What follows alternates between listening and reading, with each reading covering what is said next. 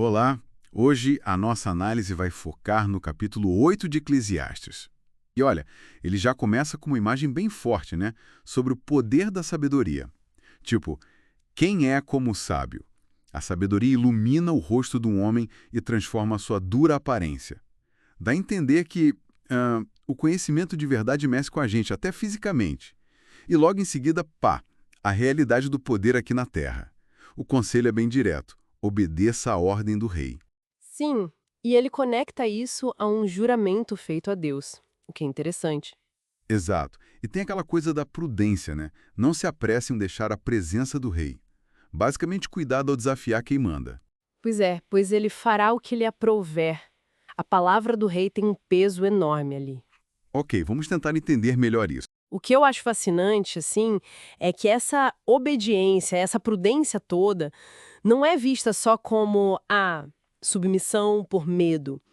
O texto liga isso à sabedoria de verdade. Diz que o coração sábio saberá o tempo e o procedimento apropriado. Ah, então é mais estratégia. Saber a hora de falar, a hora de calar. Exatamente, é uma inteligência prática para lidar com as estruturas de poder que existem, né? Saber navegar.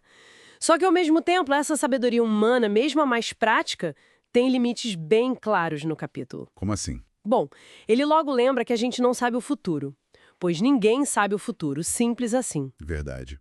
E tem a questão da morte também, né? O dia de sua morte. Quer dizer, por mais poderoso que seja o rei aqui na Terra, existem coisas que estão totalmente fora do controle dele e do nosso.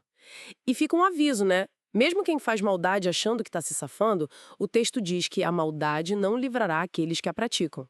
Eventualmente, a conta chega. Uhum. E essa ideia de limites e de maldade me leva para outra parte que, nossa, incomoda um pouco, né?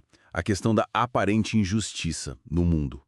O autor chama de vaidade, que aqui parece ter um sentido de, sei lá, absurdo, algo que não fecha. É, tipo, homens justos que recebem o que os ímpios merecem e homens ímpios que recebem o que os justos merecem. Aquela sensação de, ué, cadê a lógica? Exato. E ele ainda nota uma coisa perigosa, quando a punição demora para acontecer. Ah, sim. Quando a sentença por um crime não é executada rapidamente. O coração do povo se enche de planos para fazer o mal. Ou seja, a impunidade meio que encoraja mais coisa errada. É um ciclo vicioso que ele observa. E aí chegamos num ponto de tensão muito forte no texto, eu acho. Porque ele observa essa realidade crua. Tipo, embora um ímpio cometa 100 crimes e ainda viva muito tempo. Uma vida longa, mesmo fazendo tudo errado e... Isso. Mas, ao mesmo tempo, ele afirma com convicção: sei que tudo irá melhor para os tementes a Deus. É uma fé que persiste apesar do que os olhos veem. Só que o próprio autor classifica essa convivência estranha entre a injustiça que ele vê e a fé que ele tem como vaidade também. Como parte dessa coisa complicada que acontece debaixo do sol. Exatamente. E essa tensão é central, não é um detalhe. É a luta humana de tentar casar a fé numa justiça divina com o que a gente vive no dia a dia, que muitas vezes parece o oposto disso. Se a gente conectar isso tudo, o capítulo está batendo numa tecla. A nossa limitação enorme para entender as obras de Deus. Aquela parte que diz que ninguém consegue entender tudo. Essa mesma. Ninguém pode compreender o que acontece debaixo do sol. Mesmo que um sábio afirme que sabe, ele não pode realmente compreendê-lo. Por mais que a gente estude, pense, a visão completa escapa. Talvez seja por isso que a gente percebe tanta injustiça, né? Porque não vemos o quadro todo. Pode ser parte da explicação, sim. Nossa perspectiva é muito limitada. Então tá. Se não dá para ter todas as respostas, se a justiça parece demorar e a gente não entende os planos maiores, o que fazer? Aí vem a conclusão prática dele, né? Que surpreende um pouco. Sim.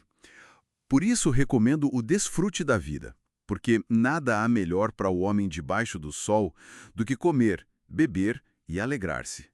Peraí, isso não é meio conformista? Tipo, já que tá tudo bagunçado, vamos só curtir. Olha, é uma pergunta válida, mas acho que a interpretação precisa ir um pouco além. Não parece ser um convite para um hedonismo vazio ou para simplesmente aceitar tudo passivamente. Então qual seria a lógica? Parece que essa recomendação veio justamente por causa dessa vaidade toda, dessa nossa limitação. É como se ele dissesse, Já que a gente não controla o futuro, não entende tudo e vê injustiças que não podemos resolver agora, vamos focar no que está ao nosso alcance, no que podemos receber como um presente de Deus, a capacidade de achar contentamento nas coisas simples do dia a dia. Comer, beber, ter satisfação no trabalho. Tipo, encontrar valor no presente, já que o futuro é incerto e o passado às vezes não faz sentido. Isso. A alegria o acompanhará em seu trabalho, ele diz. É achar graça e significado dentro das nossas limitações. Uma espécie de humildade diante do mistério todo, sabe? Entendi. É uma resposta prática para uma situação existencial bem complexa. Exato. Resumindo, o capítulo nos deixa nesse equilíbrio delicado. Precisamos de sabedoria e cuidado para viver num mundo onde o poder existe, a injustiça é visível. Mas, ao mesmo tempo, temos que aceitar que nossa compreensão das coisas maiores, da justiça final de Deus, é bem limitada. Fique então talvez uma pergunta para a gente pensar depois. Se as obras de Deus aqui, debaixo do sol, são, no fim das contas, tão difíceis de entender para nós, será que abraçar conscientemente essas alegrias simples e presentes, comer, beber, se alegrar com o trabalho, pode mudar o jeito como a gente busca desesperadamente por respostas enormes ou por uma justiça perfeita e imediata ainda nesta vida?